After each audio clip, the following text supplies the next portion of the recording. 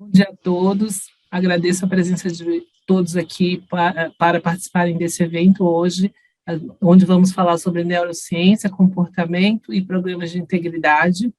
Antes de passar a palavra para os meus colegas Luciano e Carla, que vão moderar esse painel hoje, eu gostaria de convidar todo mundo para participar do primeiro seminário de compliance do IBRAC, que será no dia 28 de setembro, a partir das 14 horas. Nós começamos a divulgação ontem, então peço que fiquem atentos às redes sociais do próprio IBRAC, nossas aqui de integrantes da comissão. A gente vai passar os detalhes. A Dora colocou aqui o link do evento. Então, esse evento é um evento que a gente está fazendo com o apoio da KPMG, e são nossos parceiros, é um evento gratuito e presencial. A gente conta com a presença aí de todo mundo no dia 28 de setembro, a partir das 14 horas. Eu acho que é isso. Esse evento está sendo gravado e passo a palavra ao Luciano.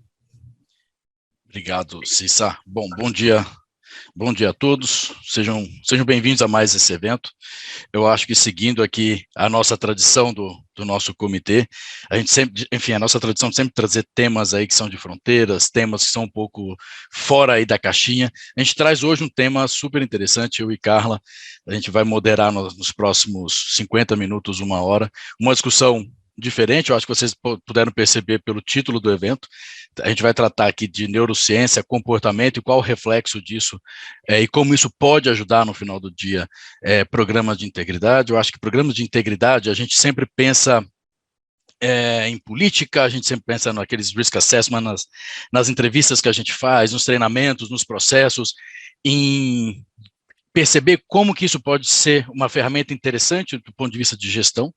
Mas hoje a gente propõe algo diferente. A gente traz aqui dois especialistas da área, em que a gente busca um pouco dar um passo atrás. Não sei se, enfim, a Cristina e talvez o Gabriel vão falar com muito mais propriedade, mas não seria um passo atrás, mas seria uma forma diferente. Talvez aí usar da neurociência, que seria um ramo, a neurociência comportamental, um pouco nesse foco mais voltado para comportamento, que seria um pouco mais o estudo do comportamento humano. E nesse gancho, eu acho que o Gabriel vai trazer alguns pontos interessantes também para a gente, uma discussão sobre nudge. Eu não sei se até que ponto todos aqui estão um pouco familiarizados com isso, mas é um pouco essa arquitetura da escolha, como que algumas alterações podem resolver aí alguns problemas e podem influenciar na tomada de decisão dos tomadores de decisão, das próprias pessoas que fazem parte, daqueles que vestem a camisa dos programas de compliance. Eu não vou me delongar muito aqui, eu só faço dou um aviso para vocês, preparem-se para se questionar, para ver sobre uns aspectos diferentes, preparem-se ali talvez para depois dessa nossa conversa aqui, olhar para o espelho e começar a fazer perguntas diferentes. Eu acho que foi um pouco isso que a gente percebeu na nossa reunião de brainstorm. A gente começou, a Cristina e o Gabriel trouxeram pontos que a gente ficou, mas enfim, e agora, para onde a gente vai? Eu acho que é um pouco isso que a gente gostaria de ter no final do dia, que vocês aí pensem um pouco isso. Claro, fiquem à vontade para qualquer momento levantar, mandar o questionamento aqui para a gente vai, eu e Carla, ficar aqui responsável para repassar isso aos nossos palestrantes. E hoje falando, inclusive, um pouco deles, hoje nós temos aqui Cristina Lepson, desculpa se eu falei errado, Cristina, mas ela é executiva de RH, desenvolvimento organizacional. Ela vai falar um pouco sobre como ela entrou nessa carreira. Ela é especialista em neurociência e comportamento, é mentora, é palestrante, é consultora. Eu acho que a Cissa tem um excelente entrosamento, um excelente background com ela, em que ela realmente vai nos dizer um pouco como que ela entrou nesse mundo e como ela tem ajudado as organizações e as pessoas nesse sentido. Junto com ela, a gente tem o Gabriel Cabral. Ele é um Behavioral Compliance Specialist. Ele é formado em Direito pela UFRJ, mestre em Direito pela PUC, foi professor tanto da UFRJ, é coautor de vários livros, tem muita experiência com relação ao comportamento e compliance, e vai trazer para a gente alguns insights bem interessantes. Espero que vocês gostem, se questionem no final do dia, porque esse é um dos pontos mais importantes. E, bom, Carla, não sei se você quer dar uma palavrinha antes e depois repassar para os nossos palestrantes. Acho que só, bom, primeiro, obrigada a todos pela presença e acho, Lu, você colocou muito bem. Eu fiquei na dúvida se é um passo atrás ou um passo para frente, porque acho que a gente passou tantos anos falando em como estruturar o programa, em como fazer o risk assessment, como colocar a política de pé, qual é a cultura da empresa, e acho que agora a gente está no momento de olhar a efetividade. E eu acho que o que a Cris e o Gabriel fazem se enquadra muito bem em, ok, eu coloquei de pé, está funcionando? Como eu faço isso sair do papel e passar para a realidade? Então, eu também me fiz várias perguntas depois da nossa conversa de preparação. Vou passar aqui, então, para a Cris falar um pouquinho mais como que a jornada dela começou, né, Cris? Bom dia, pessoal. Muito obrigada pela presença de todos e a vocês, do IBRAC, pelo convite e confiança de dividir esse palco virtual com a gente. Carla, né, a minha jornada nessa história não é, assim, é no mínimo curiosa, digamos assim, né, então, eu venho de uma história profissional de 20 anos de atuação em consultoria organizacional, pessoas, planejamento, estruturação de empresas, processos, e eu tenho uma característica muito forte que é uma curiosidade, eu preciso entender como as coisas funcionam para poder, então, propor um entendimento e uma solução, né, porque cuspir regra, cuspir política, documento, não funciona. Que eu aprendi ao longo da minha carreira que tudo isso depende de pessoas. Então, eu sempre tive uma afinidade muito grande com gestão de pessoas, com entendimento, desenvolvimento, né, para, no meu próprio papel de liderança, como que eu conseguiria extrair o que há de melhor das pessoas num processo de crescimento e educação. Beleza. Então, isso, né, é um mini resumo de quem eu sou. Aí, 8 anos atrás, eu fui convidada para mudar de carreira, vida, estado, tudo, e vim morar em São Paulo para trabalhar num grande grupo internacional, numa proposta estava iniciando um processo de implantação de um sistema de conformidade, e todo o meu background, né, de processos, controles, pessoas, já trabalhava para o grupo havia muito tempo como consultora, conhecimento e tudo, era um aporte necessário. Bacana. Vamos, né, partiu experimentação. Só que ninguém me contou que no ano seguinte, né, 2014 foi o silêncio que antecede o tsunami, em 2015 veio a onda do tsunami da Lava Jato e estou eu lá, né, me batendo, embolando e tudo aquilo que todo mundo sabe de publicações. E aí começou uma loucura, né, porque eu estava até comentando mais cedo, eu me peguei, por exemplo, em 2015, acordando de madrugada, sem conseguir dormir, pensando nas pessoas que tinham sido presas e todo o processo, todo o problema, andava pelos corredores das empresas e via todo mundo em estado de choque, aquela coisa assim, desestruturada, emocionalmente, né, devastador para todo mundo, por várias questões que não é o mérito agora. E aí voltou, né, toda a minha questão de, poxa vida, o que leva pessoas por esse caminho a fazer esse tipo de escolha? E às vezes a gente tem a impressão de que a gente acostumado muito a ouvir falar de crimes com violência, e a sociedade meio que aceita crimes de colarinho branco, porque são vistos como estímulos de oportunidade, aproveitar oportunidades, é um empresário, né, que assume riscos e assim por diante, e isso mais ou menos né, silenciosamente aceito na sociedade, e eu fui, né, comecei a ler, estudar, voltar a isso, e acabei chegando na pós-graduação de Neurociência e Comportamento, que realmente, para mim, né, me deu no horizonte um nível de compreensão muito grande sobre o funcionamento. E toda a minha proposta durante esse tempo de estudo era, né, se fosse simples, criar um sistema de conformidade não é difícil, vocês falaram, tem que mapear risco, tem que criar produto, tem que ter documento, tem que ter due diligence, tem que ter avaliação de risco, isso tudo está ali. E a gente pega todas as referências, estão postas, né? Então, eu tenho um professor que falava assim, as leis são feitas com base na razão, mas o nosso comportamento é baseado na emoção. E é isso mesmo, né? É o nosso sistema emocional que deriva, que dá o input para o nosso comportamento. significa que se fosse só racional, né, bastaria a lei, bastariam as políticas. E toda essa compreensão, hoje, eu olho para o sistema de integridade a partir da perspectiva do comportamento da pessoa, que aí é onde toca o que eu estudo com o que o Gabriel faz também. Como que a gente, entendendo como as pessoas se movimentam e o que é que gera um comportamento, como que a gente pode usar isso para alavancar a efetividade de sistemas de integridade.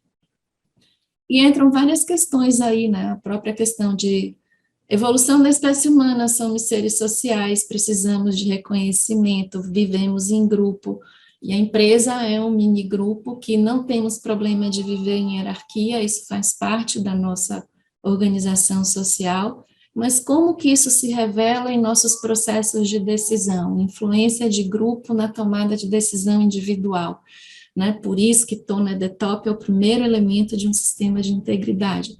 Então, tem tantas coisas embutidas, né, na declaração dos elementos e que se revelam por trás, por meio de comportamento. Então, essa é a minha pequena história dos últimos 8 anos, lidando com as consequências de um processo muito duro, que eu não desejo a ninguém passar por isso, mas que para mim foi eu transformei, né, um limão em vários barris de limonada, porque eu busquei crescimento, aprendizado, né, e a gente estava conversando aqui sobre práticas meditativas e tudo, que foram, né, minhas tábuas de sobrevivência. Então, graças a todo esse processo, eu acho que eu me tornei uma pessoa melhor. Então, acho que essa é uma mensagem importante também, né, que da diversidade, o que a gente leva no processo e como que a gente pode reverter isso no convívio com a sociedade, na empresa, com nossa rede de relacionamento. Então, é mais ou menos isso, e depois vocês vêm com as suas curiosidades e a gente detalha um pouco mais.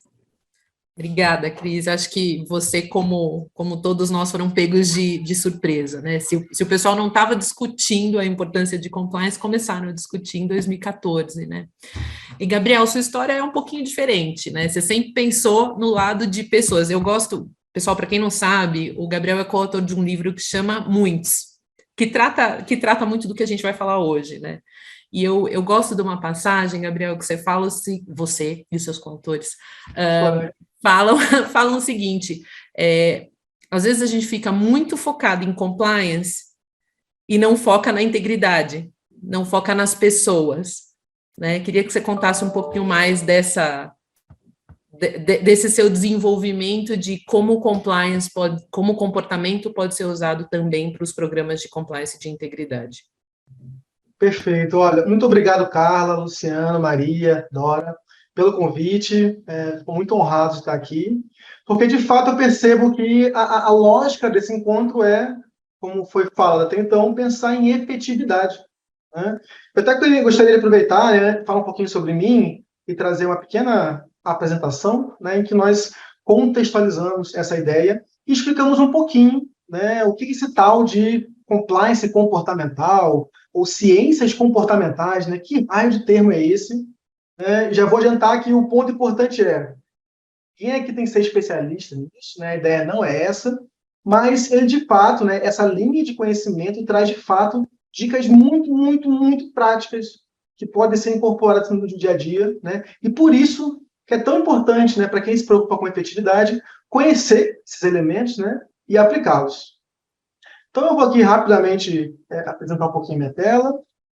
Bom, então, um pouquinho só sobre mim, muito brevemente, né? A minha linha de estudos, de carreira, inicialmente, foi na área de Direito, né? Eu acho que, assim como todo mundo, lá em 2013, 2008, sonhava em um dia passar no concurso e se tornar um burocrata público, né? Eu comecei com esse sonho também.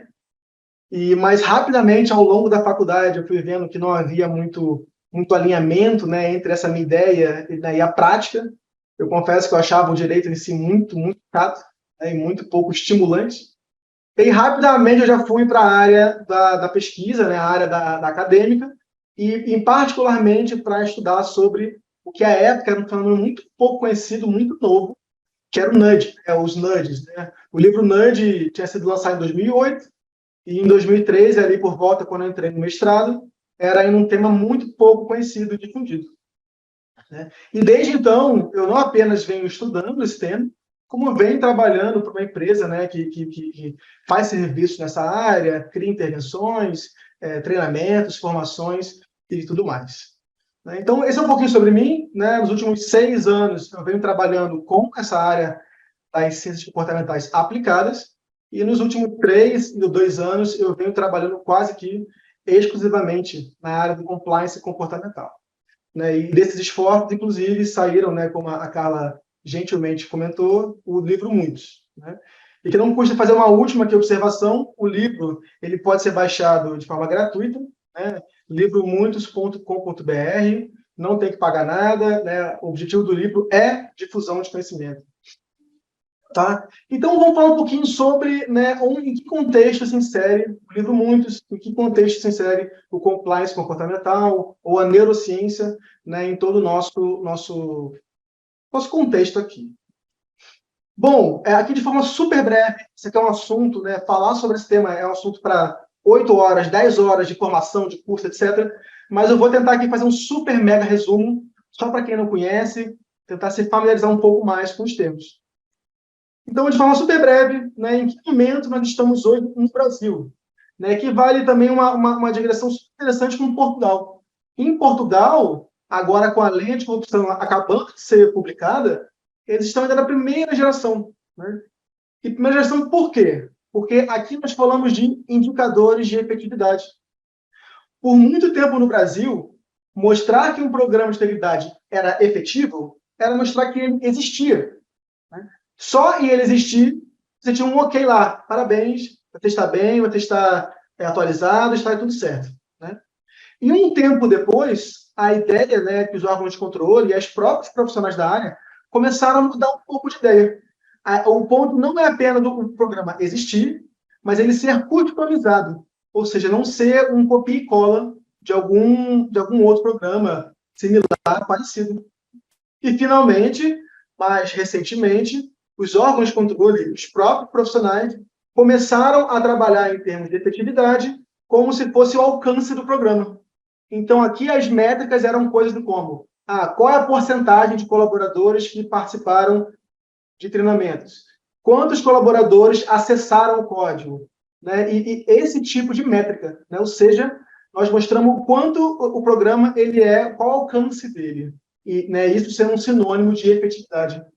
E como a Carla, né, muito bem explicou, esses critérios começam, hoje em dia, a entrar em uma certa tensão, né? Já não começam a serem muitas vezes questionados. Né? Por quê? Eu penso, olha, se eu fiz um treinamento para 90% dos meus colaboradores, mas eu percebo uma série de problemas em termos de um prejuízo, né, uma não ocorrência de uma mudança de fato comportamental. E eu começo a me questionar: será que esse critério, né, por exemplo, de quantidade de pessoas formadas, é um critério adequado para as missões e os fins do programa de integridade? Né? Então, a gente percebe hoje em dia uma certa tensão, um certo mal-estar, um certo cômodo em relação à forma como os programas são, né, medidos em termos de efetividade. E isso, por sua vez, né, é refletido em alguns fenômenos, né, que vão aparecendo. Né, o primeiro deles, por exemplo, é uma publicação muito recente, né, da OCDE em parceria com a CGU, em que se fala já em abordagem comportamental para análise de riscos, né, de incorporar elementos das ciências comportamentais para análise de risco. E muito recentemente, acho que não faz nem 2 meses, né, o decreto 11.129, né, que vem regulamentar a lei de corrupção e que deixa claro que um dos objetivos dos programas de integridade não é apenas existir, não é apenas ter um alcance, não é apenas, né, ser customizado, mas sim de fomentar uma cultura de integridade, né? E aqui nós estamos começando a ver a palavra efetividade em si só não aparece, mas toda essa ideia, mudança de paradigma, começa a ficar, né, cada vez mais clara. E aí, finalmente, vamos começar a entender o que é o compliance comportamental, né? E, uma vez mais, não custa mencionar, isso é um assunto difícil, é longo, tem muita informação nova, e a ideia é que é só mesmo fazer um overview, né, passar por cima, de forma bem pouco aprofundada, E a ideia é que depois, quem quiser conhecer mais, por favor, baixe o livro de forma gratuita, né, e conheça um pouco melhor. Então, qual é a ideia do compliance comportamental? Né? O que significa esse comportamental que adjetiva a palavra compliance? Se nós formos comparar o compliance tradicional com o compliance comportamental, a grande diferença dos dois né? Enquanto o primeiro, via de regra, é voltado ao compliance em si, ao cumprimento de regras, né? O segundo é voltado à efetividade. A preocupação de um cientista comportamental, de uma pessoa que trabalha com compliance comportamental, é se perguntar: quanto isso é efetivo? Né? Mais do que o quanto isso vai me permitir, por exemplo, demonstrar para um órgão de controle ou algo do tipo, se eu estou seguindo as normas de compliance. Né? Obviamente, as posturas são complementares, né? Não tem uma sem a outra, mas a questão de foco é bem diferente. Né? E o que está por trás do compliance comportamental? São os termos bem característicos. Né? É que nós vamos basear as nossas medidas, treinamentos, o código, comunicados, né? Com base em evidências das ciências comportamentais, que é uma palavra-chave sobre a realidade cognitiva e comportamental das pessoas. Né? O que significa falar em realidade aqui? Qual é o contraponto? É porque muitas vezes os nossos pressupostos sobre como as pessoas se comportam, pensam e agem são baseados em noções pouco realistas. Elas fazem muito sentido para nós mesmos, mas como nós contrastamos essas ideias com o que mostram evidências científicas, nós começamos a perceber que não é bem assim. E o meu plano agora, de forma super rápida, é falar sobre essas ideias que nós costumamos ter, mas que como nós as contrastamos com o que mostram a ciência, nós vemos que não é muito bem assim. Não é uma ideia muito realista. E o impacto disso se nós criamos programas baseados em pressupostos pouco realistas, nós vamos ter, sim, problemas de efetividade. Porque nós vamos implementar uma medida tendo um fim, mas esse fim fatalmente não vai ser alcançado e, pior, às vezes pode ser um tiro pela culatra, que pode piorar uma situação, né, que inicialmente ele era proposto para melhorar. E qual é o primeiro grande mito? O primeiro grande mito os problemas de corrupção, desonestidade, são causadas por poucas maçãs podres. Né? Ou seja, nós temos um mundo em que existem pessoas honestas e desonestas. As pessoas honestas vão sempre fazer coisas de pessoas honestas e as pessoas desonestas vão sempre fazer coisas de pessoas desonestas. E qual é o problema que nós vemos, né, ao olhar para a literatura científica, né, que eu trouxe alguns livros para poder ilustrar essa ideia? Qual é o grande problema disso? Um lado da história está certo. Né? Um grupo pequeno de pessoas, que nós chamamos de os poucos, no livro Muitos, né? Elas, de fato, elas vão ter alguma questão de um alto grau no espectro de psicopatia, ou vão ter alguma questão muito particular, e que elas, de fato, não vão ter nenhum tipo de problema de se perceberem como pessoas desonestas. Né? Então, existe um grupo de pessoas, isso é invariável, isso vai acabar acontecendo, que elas vão sempre procurar alguma brecha para poder tirar vantagem. Né? Então, é o caso quando você cria um programa de compliance complexo e um grupo de pessoas sempre consegue achar uma brechinha e vai lá e tenta tirar vantagem. Né? Essas pessoas, os poucos, existem, né, e não podem ser desconsideradas. O problema está do outro lado. Errado não, é pouco realista imaginarmos que pessoas que se consideram honestas não vão cometer desvios éticos. O que nós tentamos observar na prática é o oposto disso. Pessoas honestas, né, que se percebem como honestas, que eu acho que somos todos nós aqui presentes, né? Nós, apesar de nos vermos assim, nós ainda assim podemos cometer desvios éticos.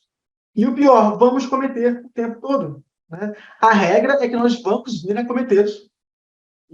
E o grande ponto interessante da ética comportamental, né, a área que estuda esses fenômenos, é entender o que disso. Como que pessoas boas, pessoas honestas, cometem desvios éticos. Né? E esse é o grande tema, é o grande objeto de pesquisa das ciências comportamentais aplicada ao campo da honestidade. Então, só para trazer aqui algumas ideias, né, de como isso ocorre na prática, nós temos aqui 3 livros muito famosos dessa área compliance comportamental. E reparem nos nomes, A Lei das Pessoas Boas, The Law of Good People, ou seja, como é que eu posso criar ideias para pessoas boas? E o que está por trás disso? Que pessoas boas sim cometem desvios. Nós temos que compreender como pessoas boas e honestas cometem desvios para aí sim criarmos medidas mais efetivas, né? Um segundo livro famoso, né, ele fala ali, ó, os vieses, né, escondidos ou implícitos de pessoas boas. Né? O último livro, Por que todo mundo, né, por que mentimos para todo mundo, inclusive nós mesmos, né? Ou seja, quais são esses mecanismos cognitivos que nos levam a agir de forma desonesta, apesar de nos vermos como pessoas honestas? Então, esse é o primeiro grande mito, né? As maçãs podres não são o problema. O problema são todos nós que cometemos desvios éticos, apesar de nos vermos como pessoas honestas, né? Segundo ponto, né, muito brevemente também, somos todos racionais. O que está por trás, muitas vezes, em medidas como, né, imagine, olha, identificamos um problema de desvio ético. Tem pessoas fazendo uma fraude muito pequena em um departamento da nossa empresa, né? Qual é a nossa intuição imediata? Geralmente são dois caminhos. O primeiro caminho é, vou dar mais informação. Então, deve ser uma questão de falta de informação. As pessoas não sabem ou não sabem quais são as consequências daqueles atos, né? E uma segunda linha muito intuitiva é, vou reprimir. Vou criar um sistema de fiscalização, vou criar um sistema de sanções e assim vou alterar o comportamento.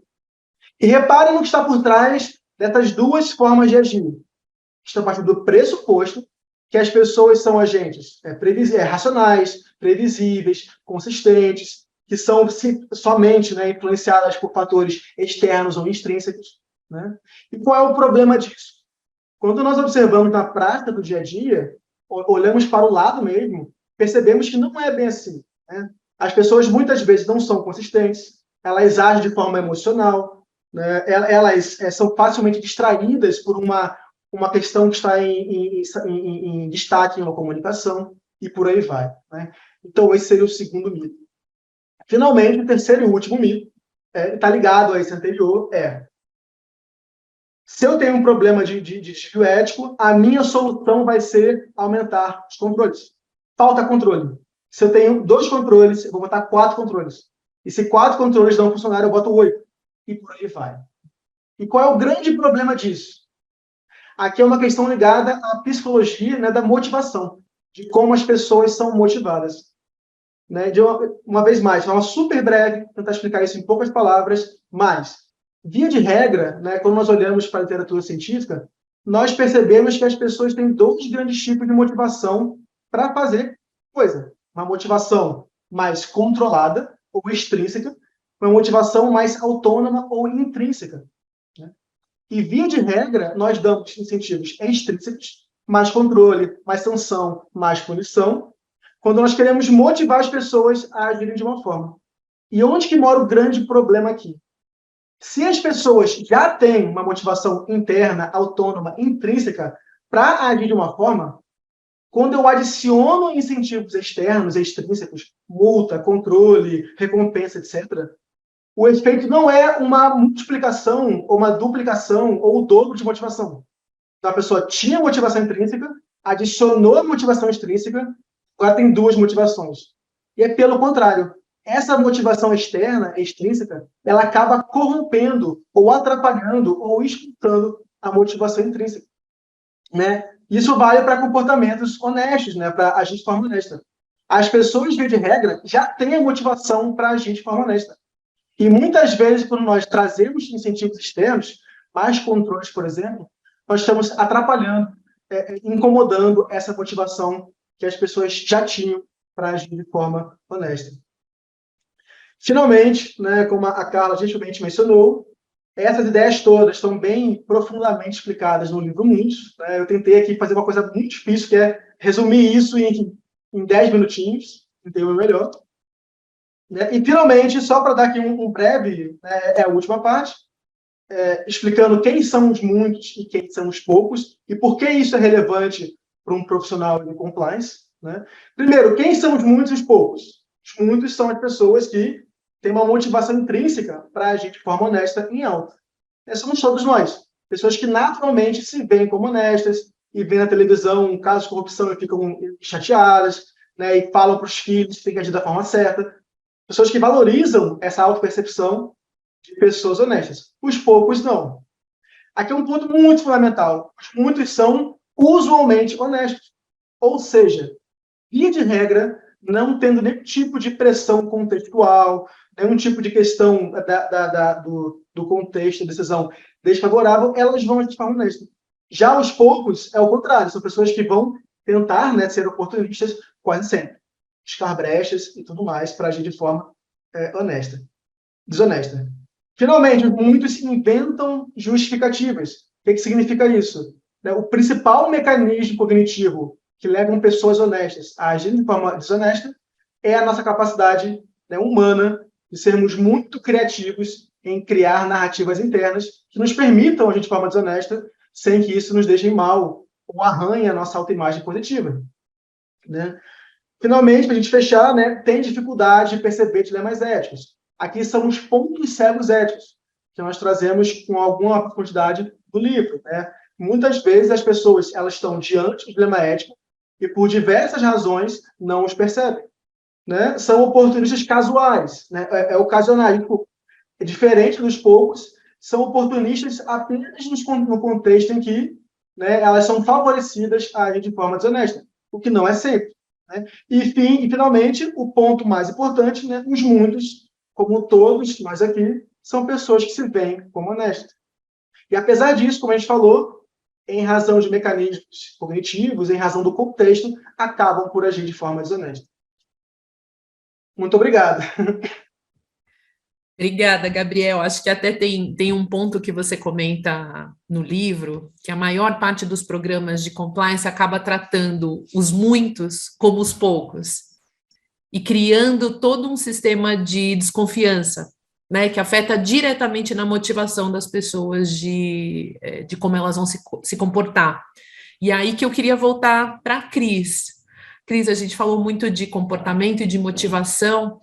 Eu queria que você falasse um pouquinho para a gente e o que leva as pessoas a agir de uma forma ou de outra. A gente viu muitos casos na Lava Jato, pessoas já em posição de poder, seja políticos, seja empresários, enfim, e se vendo envolvidos no âmbito de um esquema enorme, né, com a atenção da mídia e tudo mais. O que você acha que levou essas pessoas a agir da maneira como elas agiram? É a busca por poder, por dinheiro, ou o que mais?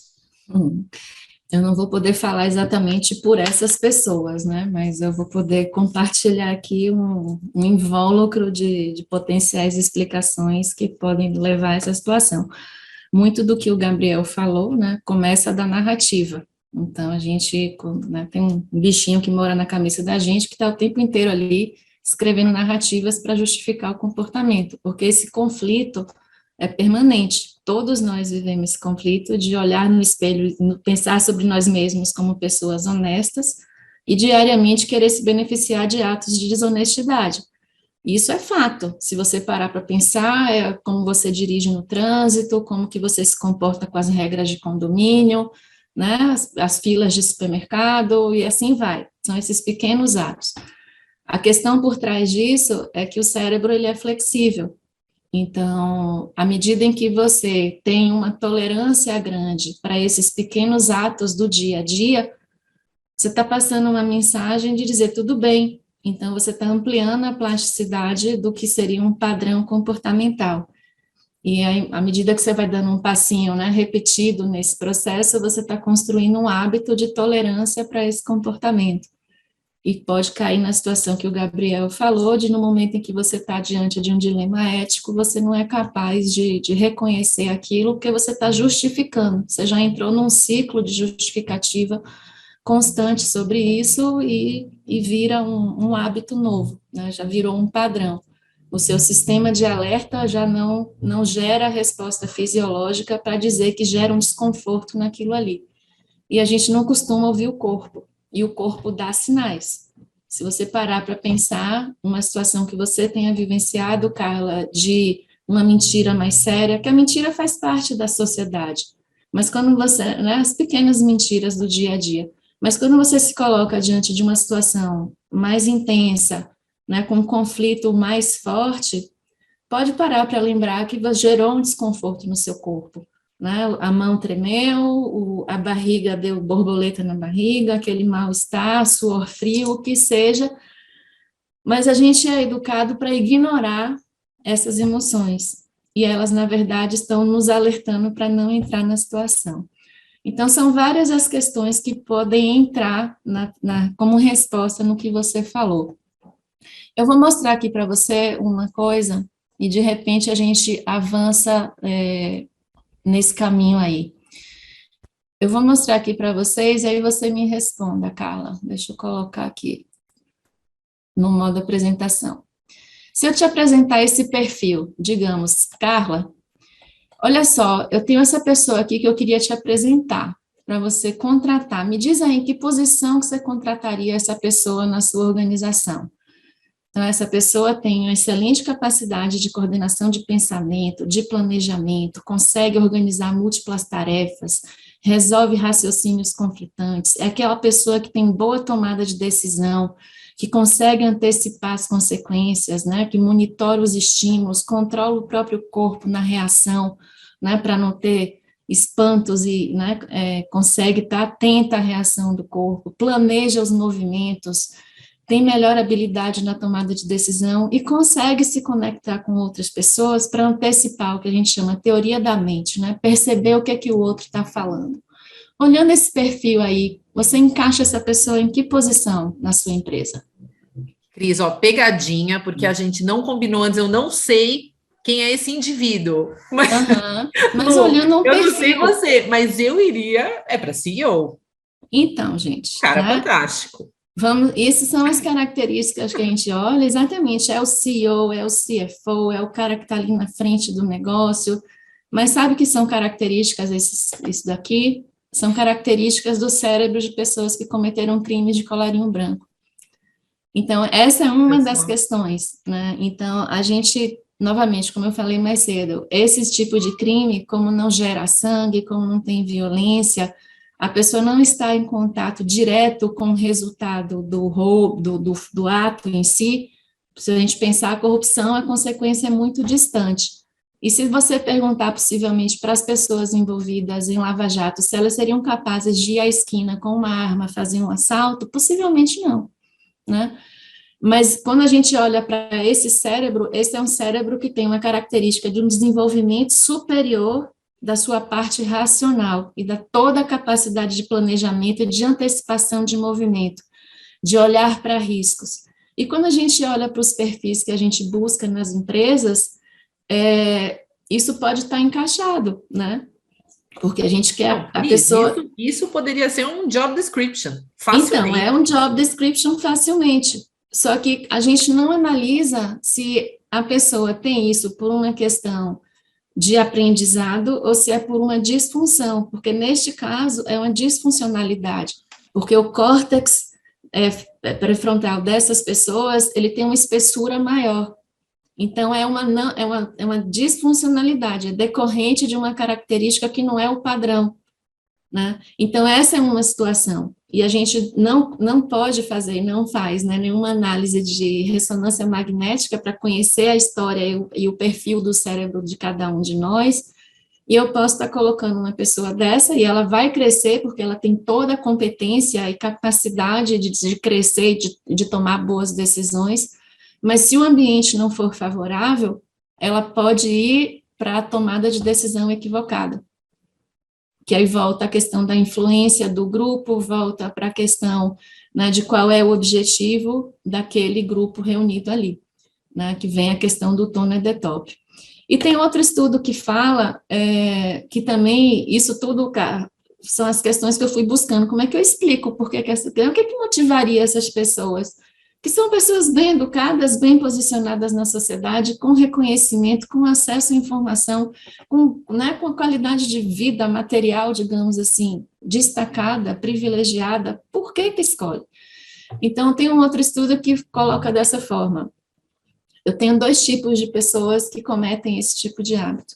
Então, aquelas que vêm do chamado faulty learning, que é um ambiente de aprendizagem equivocado, ou pessoas que têm dano ou anormalidade funcional no córtex pré-frontal, Diferente do primeiro caso, nesse caso aqui geram déficits no funcionamento do cérebro. E isso pode vir, né, esses danos podem vir de fatores genéticos, podem vir de fatores ambientais adversos, então é assustador saber que o nosso cérebro, ele sofre impacto de desenvolvimento desde a gestação, e todas as experiências vividas na primeira infância impactam o desenvolvimento físico do cérebro. E isso pode, a gente é resultado das experiências que vive. Então, se eu tenho experiências negativas, como traumas, abuso, rejeição parental, tudo isso pode impactar negativamente o desenvolvimento do cérebro, e se o cérebro não desenvolve, ele gera uma não funcionalidade.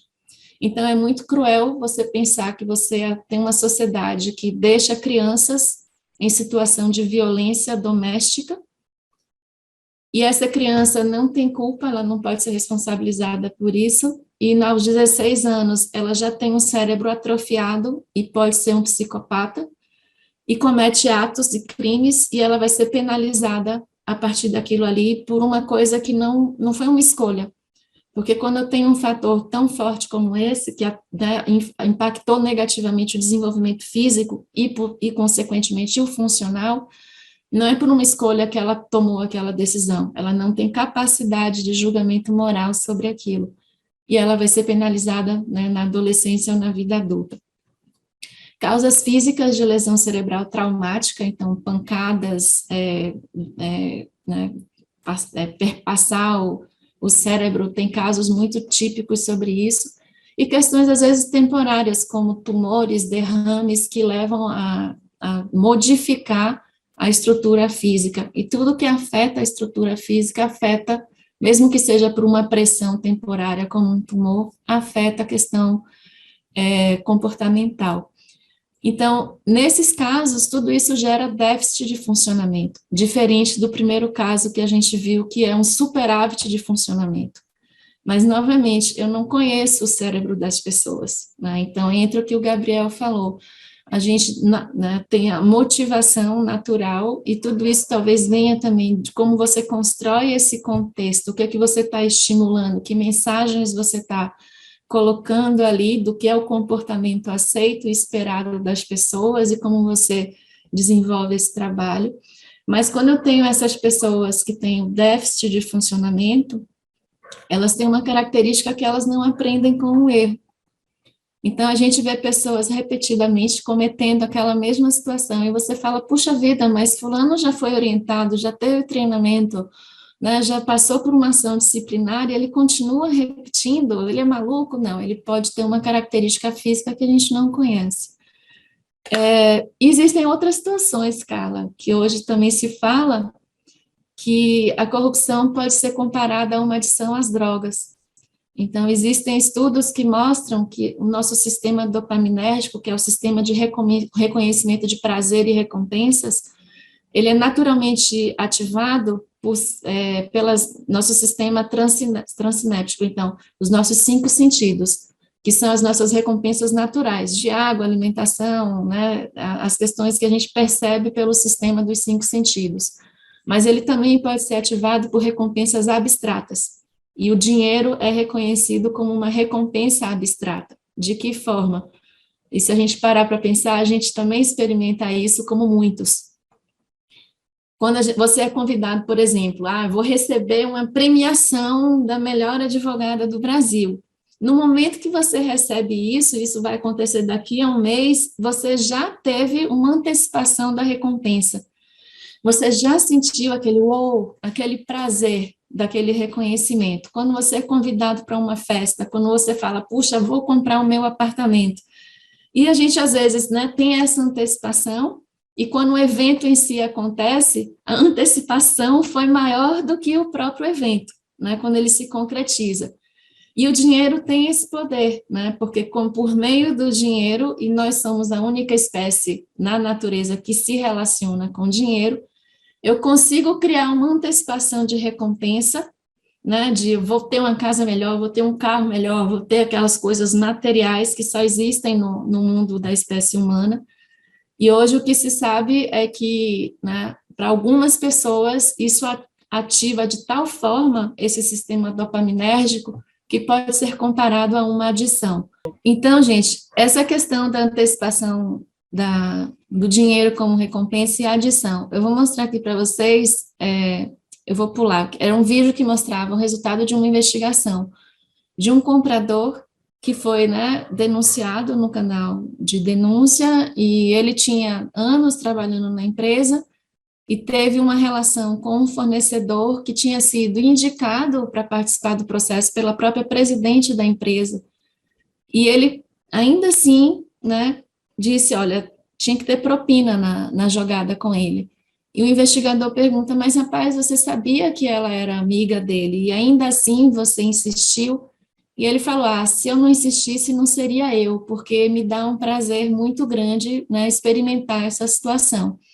Né? Então, a gente tem essa questão da relação com o dinheiro, que nem sempre é uma relação tão saudável. Né? Então, nós somos, como espécie, a única espécie que se relaciona com o dinheiro. E como isso alcança cada um, é difícil a gente saber.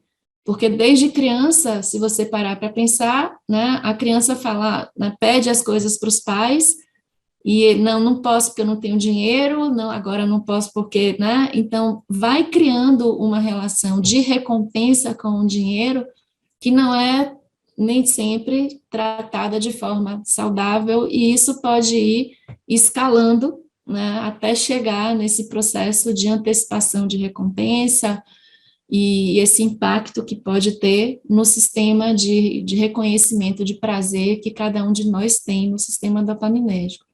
Então, Carla, responder sua pergunta é muito difícil, porque podem ser tantos fatores, por isso que vem a questão, como o Gabriel estava falando, como que a gente pode trabalhar internamente para estimular o bom comportamento.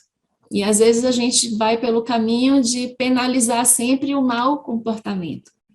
E quando a gente deixa de trabalhar o positivo, porque pelo positivo a gente vai criando, né, a corrente de contaminação. E algumas reflexões aí, porque quando o ato corrupto ou de fraude, ele vem sobre essa questão. Eu estou querendo mais, eu vou estar sempre ponderando, eu quero mais vantagem do ato indevido, mas versus a capacidade do que é a consequência moral disso. E se a gente não trabalha esses estímulos no dia a dia, desses gatilhos morais, a gente vai deixar cada um muito solto nas suas próprias referências e não daquela coletividade. Né?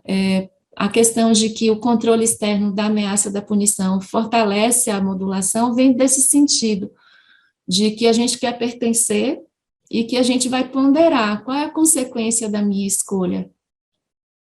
E uma coisa que sempre me chama a atenção é assim, o brasileiro fala, não, o lá fora é no país no estrangeiro. Lá fora se dirige muito bem, lá fora as coisas acontecem muito bem. Aqui ele é igual o desenho do Pateta, né? É o alucinado no trânsito, mas quando ele vai para a Europa, ele dirige tranquilamente e respeita todas as regras. Por que que lá ele respeita e aqui não? É a mesma pessoa, é o mesmo ser humano. Né? Então, ele sabe que lá existe uma punição que vai alcançar ele, e aqui a gente fica, né, tentando burlar as blitzes de trânsito. A questão de que o cérebro se adapta à desonestidade, que é o que eu comentei, a flexibilidade que a gente tem e criar novos padrões, e por isso que a gente precisa estar, né, ativando os gatilhos positivos e lembrando os comportamentos esperados. As vantagens advindas desses comportamentos podem agir como super recompensa, que é a comparação com a adição. E o que mais chama a atenção, né, que o cérebro normal se ajusta às contingências do ambiente. Então, aquele cérebro lá que eu mostrei do perfil do colarinho branco, possivelmente, se ele estiver no ambiente trabalhado, né, com os valores bem definidos, a questão do grupo, caminhando, a relação de confiança combinando para o positivo, ele vai se adaptar. Enquanto as pessoas que têm déficit de funcionamento, elas não se adaptam e não aprendem com a repetição dos erros. Então, por isso que vem a questão também, né, o conflito de interesses que a gente vive muitas vezes e a dificuldade na conclusão de uma investigação, de tomar uma ação disciplinar, de desligar algumas pessoas, mas, às vezes, né, a gente está dando mais espaço para aquela pessoa, porque pode ser que ela não aprenda com o próprio erro.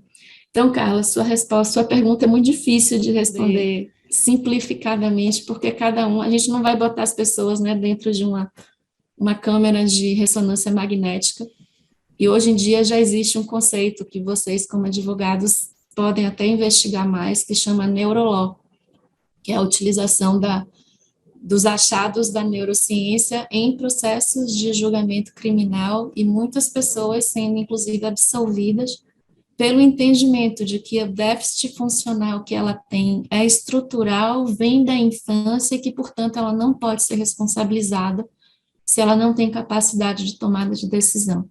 Então, ainda tem muita coisa aí para acontecer, para aproximar, né, esse mundo do julgamento, digamos assim, que a gente é ótimo para julgar os outros, né, e esquece que a gente também, como muitos, vive esse conflito, mas alguma coisa modula o nosso comportamento. Exato, Carla, Cristina. Diga, Cissa. Eu só ia comentar se não seria o caso da gente dar os minutos para Cris passar esse filme, que eu fiquei curiosa. Bom, Vocês que mandam, você está no mudo, Cristina.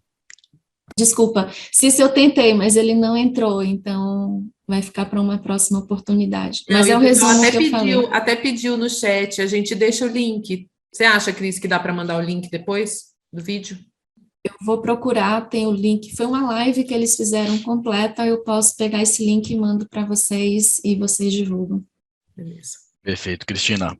Olha, enfim, você falando lá logo no início, com aquele perfil que você propôs, a gente chega até a repensar nos skills que a gente, talvez há necessidade de repensar o skill total, enfim, a turma de RH que talvez acompanhe a gente aqui, tenha que repensar um pouco aí os skills e talvez agregar algum tipo a mais de exame, não diria psicotécnico, mas talvez neurológico ou neurocientífico nesse sentido. Acho que isso a gente ainda não pode, Luciana, acho que transcende até um pouco a questão do perfil. Eu entraria a gente repensar o nosso próprio modelo de sociedade, sim, baseada em resultado a qualquer custo, porque, inclusive, um dos fatores de correção, de justificativa, é criatividade, e quando a gente entra nos modelos de empresas, quando eu sei hoje o impacto que o dinheiro tem, e que a gente entra nos sistemas de definição de metas, de competição interna, né, e eu estou autorizando a pessoa a ser criativa, e a gente entende isso como normal, eu vou burlar aqui uma regra, vou burlar uma lei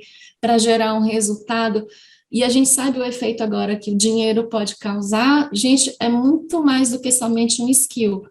A gente pensar nesse modelo de um capitalismo exacerbado, de uma busca por resultado infinita, né, de querer ter, mais, toda empresa deveria ter, eu acredito, né, tanto que existe a curva de crescimento das empresas. As empresas têm uma curva de crescimento e a partir de um determinado momento ela declina e ela precisa se reinventar. E se a gente olha hoje o nosso modelo, é um modelo de expansão, ninguém é tão poderoso assim. E tem uma hora que... eu acho que a mensagem fica da necessidade de repensar. Né? Eu acho que não chegar nem tanto lá, nem tanto cá, mas iniciar um processo de repensar. Eu queria pegar um gancho só, que o Gabriel trouxe alguns, eu sei que a gente está super avançado na hora, eu peço desculpa para quem está acompanhando a gente, mas eu acho que eu só queria trazer o Gabriel um pouco na conversa, que ele trouxe alguns elementos super interessantes com relação à compliance comportamental, vinculados aí a treinamentos, a elaboração, uma parte mais day-to-day aí do compliance. Gabriel, eu queria que talvez você pudesse explorar isso um pouco mais, do ponto de vista prático, o que você tem visto daquilo que aquela pessoa que está aqui hoje acompanhando a gente, o que ela pode ter aí uma dica ou outra para colocar isso em prática, para talvez mudar um pouco o norte, tirar o programa de compliance congelado da prateleira e colocar ele na parte efetiva. O que você poderia, enfim, trazer para a gente nesse sentido? Perfeito, obrigado, Luciano. Bom, para trazer para o tom concreto, né, eu vou começar talvez com uma dor concreta. Né? Como é que é muito comum que profissionais de compliance se perguntem: ok, eu faço um treinamento para que as pessoas, de fato, no momento em que aquele dilema ético surgir, elas se comportem da maneira que eu espero que elas se comportem. Essa é uma típica pergunta. E o que nós vemos na prática, né, a minha experiência mostra um pouco isso, é que as pessoas normalmente não conseguem fazer isso da forma como elas gostariam. Elas, por exemplo, explicam um procedimento na segunda-feira e na sexta-feira os problemas que ela tentou resolver, que deram, né, um motivo para a criação daquele treinamento, continuam a ocorrer, né, continuam ocorrendo, e às vezes até é como se todo treinamento fosse inútil, fosse uma perda de tempo. Então, eu queria, nesse nosso finalzinho, trazer duas técnicas, né, ou duas aplicações das ciências comportamentais para o dia a dia do profissional de compliance. Né? Eu mencionei muito brevemente na primeira parte os pontos cegos éticos, que são as situações, não que as pessoas percebem o dilema ético e racionalizam, mas as situações que as pessoas sequer percebem que existe o dilema ético, que é muito mais comum do que nós podemos imaginar.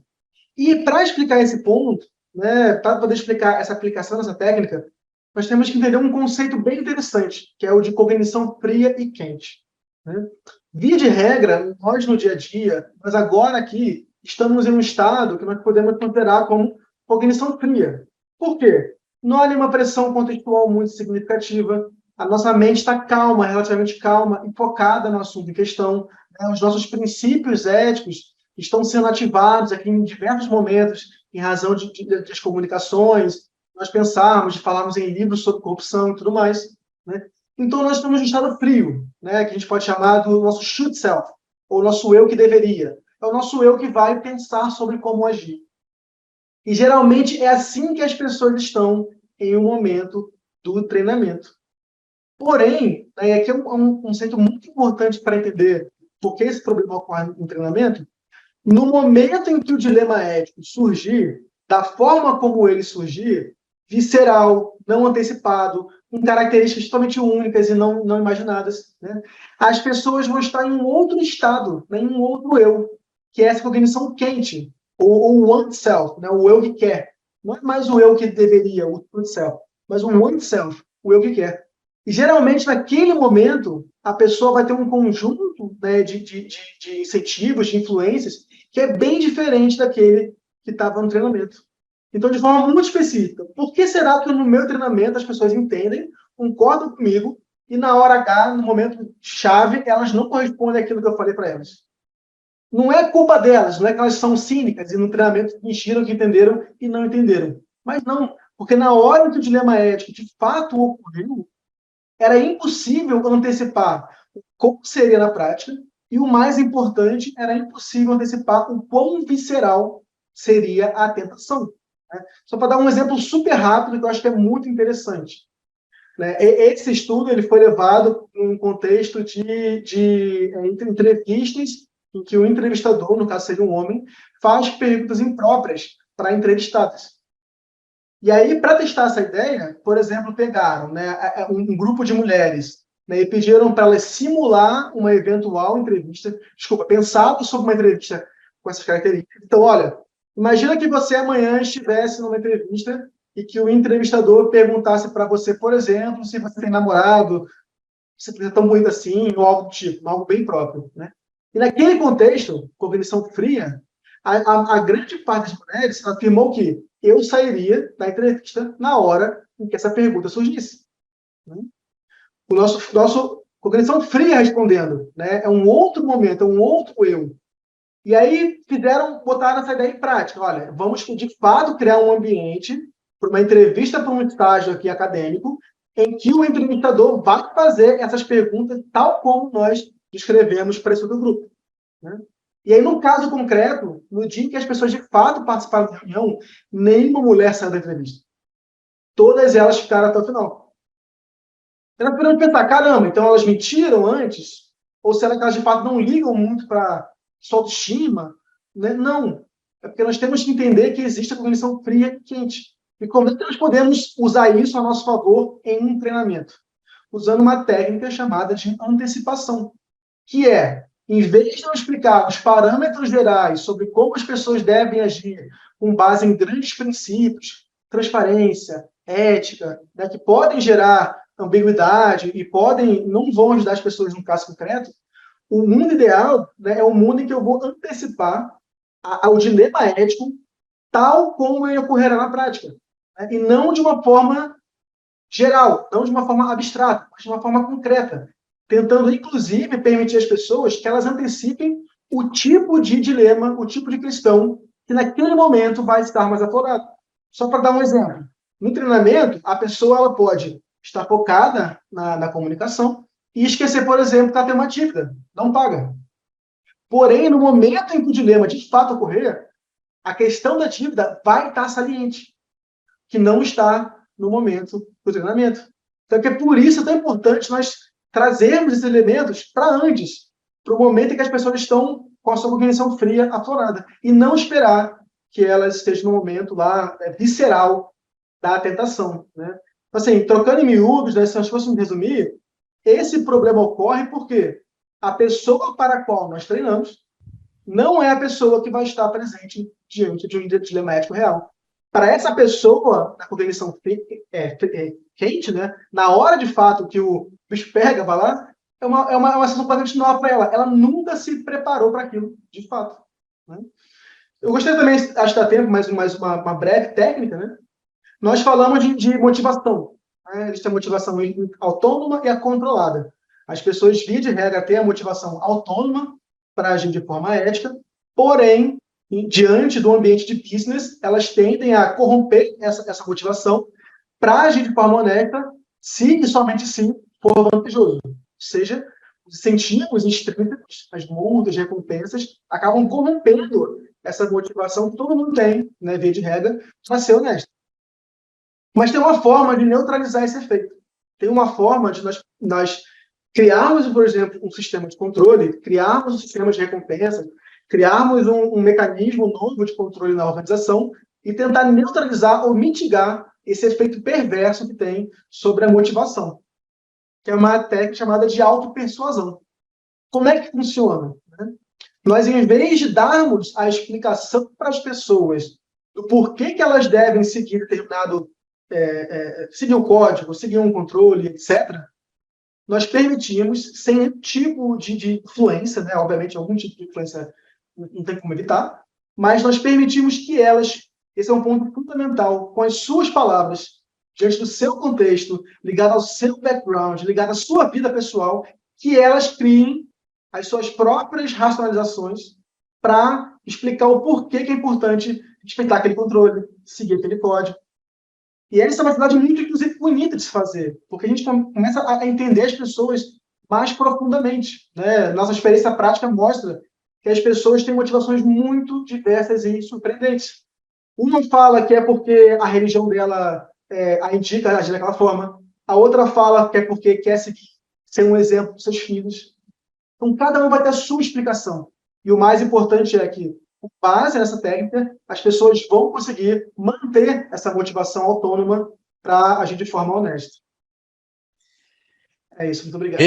Não, perfeito, Gabriel. Muitíssimo obrigado. Acho que são pontos aí, são essa parte prática, eu acho que dá um pouco mais de cor, dá um pouco mais, antecipa, inclusive, utilizando um pouco da sua expressão, antecipa um pouco aquilo que a gente espera nessa discussão. Eu queria só, Martim, trazê-lo para a discussão. Eu vi que você levantou a mão e abaixou, desculpa, eu não tinha colocado. Não, mas era antes. só uma pergunta, gente. Não, então, a gente estourou o tempo. Não tem problema, por favor, faça a pergunta. A gente tem aí mais uns 5 minutinhos e aí o pessoal, o Gabriel e a Cristina, pegam aí a sua pergunta. Gabriel, enfim, Gabriel, o Martim, nosso mestre aí, eu acho que todos aqui conhecem ele está lá na Câmara de Comércio Brasil-Canadá, está lá presidindo uma comissão super ativa também, é um prazer tê-lo aqui. Martim, por favor, faça a sua pergunta. Eu todo meu, mas sou membro do IBRAC também, hein? Eu estou aqui na eu sei, mas eu também estou te levantando a bola lá do lado. Bom, muito obrigado. Bom, primeiro eu queria dar os parabéns. Isso é um gol de placa, mais do que de placa, de bicicleta, trazer o tema de aplicação de ciência comportamental para compliance. Eu acredito nisso. Quando eu estava na posição de chefe de compliance de uma empresa, eu trabalhei com o Behavioral Insights Team lá da Inglaterra. Eu acredito muito nisso. Tá? Acredito muito. Eu tenho até um baralho deles lá de vieses cognitivos aqui para sim, acho que é o futuro de compliance mesmo. Então não podiam ter escolhido um tema melhor. Agora, a minha pergunta, eu acho que é mais para o Gabriel, mas enfim, que é o seguinte, agora quando você vai fazer e de certa forma se antecipou nessa última resposta, quando a gente vai fazer um projeto de ciências comportamentais propriamente dito, quer dizer, a gente vai falar, tem que pegar um grupo de controle, tem que induzir, quer dizer, tem toda uma técnica que, às vezes, para a gente, na posição de, e aí falando tanto quem está na empresa quanto está em escritório de advocacia, a gente não tem nem tempo e muito menos dinheiro para fazer, enfim, o projeto como um todo, né? Induz a norma, põe um novo comportamento, bota um grupo de controle, vê como que os comportamentos foram depois na decorrência do tempo, tal. Então, assim, esse é um fator limitador. Por outro lado, temos um monte de viés cognitivo que dá para a gente pegar e já usar de cara nos nossos treinamentos. Você acabou de falar dois, né? Um pouco mais de sistema, mas sei lá, norma social percebida, como é que você bota isso para dentro dos treinamentos, todas essas coisas. Então, como é que você vê? Eu queria um pouco da sua opinião, como é que fica esse... Estamos falando de dilema, o dilema é, vou fazer um projeto grande que vou induzir comportamento, que aí eu tenho que fazer todo um aparato técnico para o negócio ter validade, ao passo que eu tenho essas frutas aí prontas, meio maduras, que já dá para passar embaixo da árvore e pegar como usar. Como é que você acha que a gente consegue, e vocês acham, né, que a gente consegue juntar os dois? Porque a gente de compliance tem recurso humano e financeiro reduzido, né? Enfim. Era uma questão, eu acho que é uma das mais centrais, né? Acho que o maior desafio, e eu conheço autores e profissionais da academia que trabalham na área, e nós perguntamos, olha, você conhece alguma experiência feita em uma organização? E geralmente as pessoas falam, não ouvi falar de uma, mas eu não sei muito bem. Né? Então, sim, essa é uma questão metodológica central. Né? Mas, por sorte não, né? É uma questão de metodologia bem conhecida, existem desenhos alternativos. Né? Você comentou do experimento, um grupo de controle, a aleatorização da amostra nos grupos de controle. Esse é o mundo perfeito, porém é o mundo acadêmico, o mundo de laboratório, você consegue lá pegar as pessoas e controlar muitas variáveis. Né? Porém, no mundo real, o que nós temos de experiência feito nisso, né, são os quase experimentos, né, ou seja, ou a pautar a aleatorização ou pauta o grupo de controle. Né? E, via de regra, o que nós podemos fazer para responder de forma bem objetiva, né, se nós não conseguirmos achar elementos para poder fazer esse estudo pré-pós, né, o que é o menos confiável, às vezes é o que dá para fazer, né, então, medir, implementar uma intervenção, e de novo, né, é muito problemático, tem muita questão aqui desvantagens do ponto de vista de confiança do resultado, porém, muitas vezes é o que dá para fazer. Mas, me parece que é a técnica mais interessante, eu quero tentar explicar de uma forma muito fácil de entender para todo mundo, né? Para quem não conhece o assunto da metodologia, são os quase experimentos, que é o seguinte, em vez de eu criar um grupo de controle, grupo de intervenção, aplicar a intervenção nos dois, depois comparar o resultado, né, que é o ideal, e aleatorizar as pessoas, né, nesses grupos, a nível individual, o que eu posso fazer é implementar em um grupo de localidades e também medir um outro grupo de localidades, não dividindo de forma aleatória, e realizar esse tal do quase experimento. E eu consigo comparar, por exemplo, imagina que super breve, eu quero fazer uma intervenção em uma catraca que não funciona porque as pessoas pulam a catraca. Eu tenho 12 unidades de indústria. Eu pego 3 unidades, intervenho, né? E continuo medindo as outras 3, mas sem aleatorizar. Eu perco um pouco de confiança, não é um RCT, não é um experimento de verdade, mas é um quase experimento, que por si só tem um altíssimo grau de confiança. Desculpa que o papo foi para a linha metodológica, eu não esperava, mas tem o cenário ideal, o cenário razoável e o cenário bom o suficiente. Né? A gente tenta achar o meio termo. Mas tem as técnicas aplicadas que você acabou de falar, né? Usa isso no seu treinamento, usa o bias X, o viés X, Y, que dá para usar na veia já, né? Aplicação prática na veia. Eu acho, Martim, que a gente tem um desafio como profissional de sair do mais do mesmo, sabe? A gente é muito acostumado, até pelo próprio processo educacional que a gente tem, de ser, né, jogar conteúdo e aquela coisa, né, pela obrigação de jogar o conteúdo e não trabalhar um ciclo de aprendizagem e vivência com as pessoas.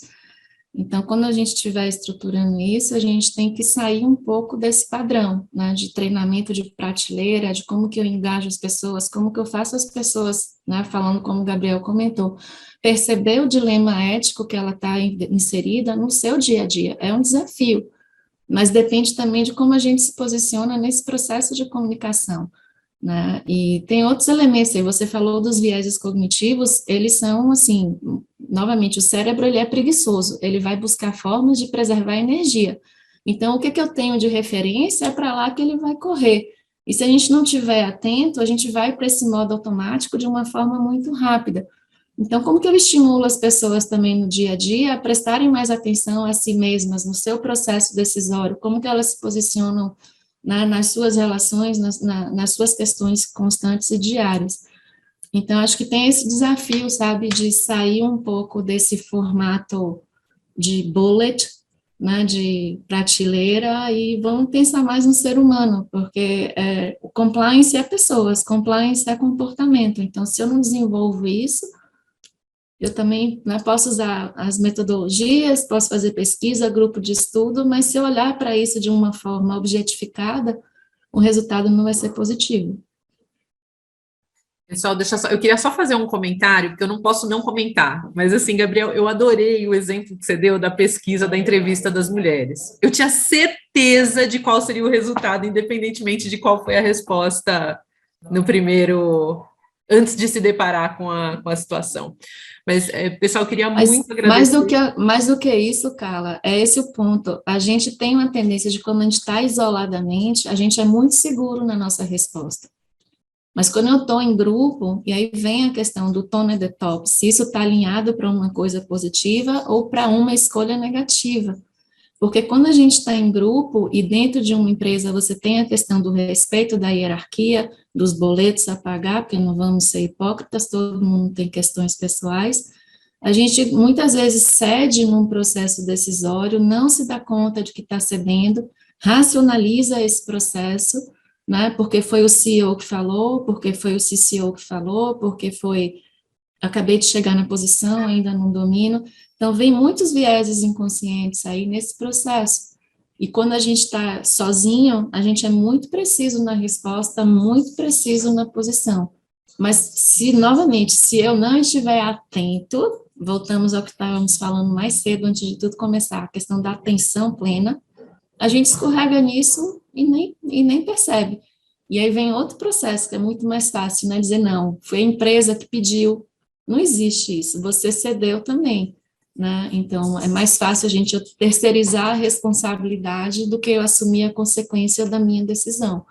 Que né, não decidir também é uma decisão. Com certeza, do accountability, né? Que a gente sempre fala, programa de integridade. Mas isso parte de um processo de autoconhecimento, parte de um processo de autoconhecimento e de atenção ao que está acontecendo. Porque senão é muito fácil a gente se deixar levar, e é muito fácil depois eu racionalizar e criar a historinha para aquilo, porque a gente é excelente criador de narrativa. Pode observar, a gente é, assim, muito bom. Né? Sem dúvida. Não, mas eu queria agradecer demais os nossos speakers de hoje. Eu tinha certeza, a gente falou na preparação, dá para fazer vários capítulos. Esse ia ser o primeiro, a gente mal conseguiu entrar na parte prática. Então, vamos ver, Cissa, Lu, vamos ver se a gente não pensa vamos fazer sequências aqui, a trilogia, pelo menos.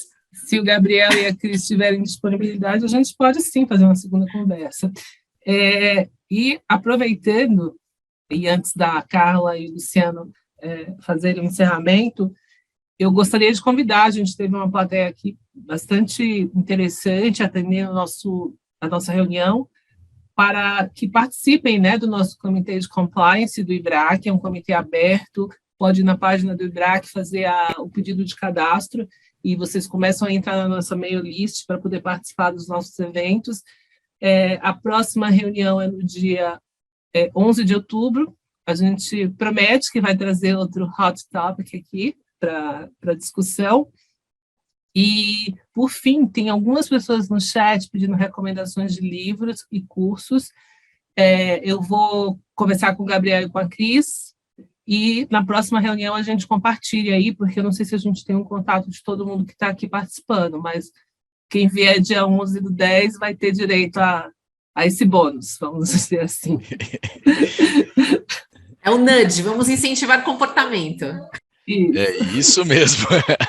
Bom, eu acho que, enfim, a gente gostaria de agradecer a todos que continuaram com a gente até agora. A gente passou aí 23, 24 minutos do prazo estipulado, mas eu acho que totalmente justificado. A gente já tinha pensado nisso, que 1 hora não seria o suficiente, porque a nossa reunião de brainstorming durou mais do que isso, então a gente sabia que ia ter combustível para mais conversa. Cristina, Gabriel, muitíssimo obrigado. O compartilhamento das informações de vocês, eu acho que o que o Martim trouxe aqui isso, a gente também acha que é o futuro, acha que é um ponto em que o profissional de compliance tem que cada vez mais se equipar de fundamentos sofisticados como esse, e é um pouco da nossa tradição aqui, a gente ter essa discussão sempre tema de fronteira. Vamos pensar se a gente vai ter algum outro evento, a gente volta para vocês, mas, enfim, não sei se você quer dar uma última palavra, mas da nossa parte aqui a gente gostaria de agradecer a todos que nos acompanharam, e a gente espera vocês aí nos próximos, tanto evento quanto nas reuniões, não é, Cissa? Tem que participar das reuniões também. Tem que participar da reunião, exato. Tem que participar lá da reunião, tem que estar presente, tem que participar dos nossos grupos, que a discussão está cada vez mais interessante, e participem do nosso também, do evento que a gente deve fazer agora, dia 28, presencial, numa discussão, numa mesa super interessante, são várias mesas, na verdade, em discussões cada vez mais interessantes, para que a gente possa aí se equipar e ter um nível profissional cada vez melhor. Seria isso, pessoal. Muitíssimo obrigado, Martim, mais uma vez obrigado. Obrigado a todos. Dora, obrigado como sempre. Um abraço a todos. Bom almoço, bom descanso, bom trabalho na parte da tarde.